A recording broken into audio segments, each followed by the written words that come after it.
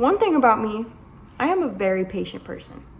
And it comes naturally for me, but I also believe there's a tolerance. So if you want to build your tolerance up with patience, you need to learn how to be patient. It's a skill. It's not natural, it's a skill. Not everyone has patience. Not everyone is born with patience, quite honestly. It's kind of hard to have patience, especially nowadays when everyone is constantly rushing, everyone's on the move, on the go, everyone is disappointed if you're in their way, everyone's just out to get something. So everything's rushed. If you have patience in this world, that's rare.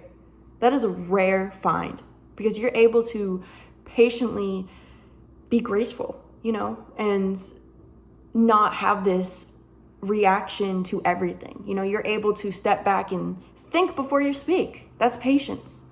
Patience is a virtue. So you have to choose to be patient. But one of the main things that I found helping me with patience is to stop watching the clock. Like if you're anticipating something, if you are excited, if you are ready, if you are so ready for something to happen, you're watching the clock, you're literally dwelling in the future. You're watching yourself age. Time is gonna go with or without you. So you might as well use that time to prepare yourself or be productive, don't be lazy. Don't let impatience control your life because impatience will leave you complacent. It will leave you doing nothing. It will leave you just waiting.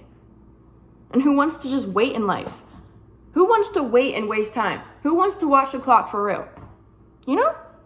Stop watching the clock because the clock, you are a slave to time at this point because you're letting time dictate what you do.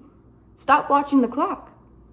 My mom taught me this. My mom taught me to stop watching the clock because I was like 10 years old and I'd be so excited to go on a play date. I'd be so excited to go on a sleepover or a little birthday party or whatever it was. I was excited and I'd be watching the clock.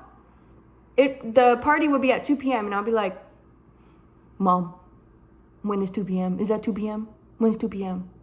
Like, barely even able to read the analog clock. And I'm just like, waiting, being impatient with myself, being impatient with the outcome. Because if you're impatient with something you're excited for, most likely you're going to be disappointed. You're going to have these high expectations and probably won't meet those expectations. So you've sat there dwelling on what could happen when it never happens. That's a waste of time. Stop wasting time. Everybody's in such a rush. Everybody's in such a rush. It creates a reaction that is so dramatic. People are so dramatic. There's so much traffic on the streets because of impatience. We need to learn how to be patient with ourselves first and then others, because you can't be patient with other people if you're not even patient with yourself. If you find yourself rushing in the morning every morning, well, that's your own damn fault. Wake up earlier. Go to bed earlier. That's your fault. Don't blame other people because you went onto the road late. You're driving in the traffic that you caused. You are the traffic. There's no reason to blame other people for your incompetence and impatience. Patience is a virtue. It is a skill. You have to choose to be patient. And I believe patience can be brought down to you naturally. I believe there's patience in everybody, but to some degree, we lose patience very easily nowadays. I think it's an attention span thing. I don't know, but the amount of patience I have in this world compared to what I see, I have so much patience. That I used to babysit my siblings, and that acquired a patience skill of its own. Once you start doing things as an adult, especially with children, because children, they create a different type of patience for you. This cat, come on. He wanted to come inside. He was outside. But patience is a virtue. It's a skill. And when you learn to deal with patience, it can be something so beautiful. It could be a tool. It could be a tool for everyday life because not everyone has patience. I believe that since everything is like such fast paced and everything is short form content now, I believe things of value are going to take more time now. People are going to start valuing things that take time, because what takes time is patience. You need patience to create something of value.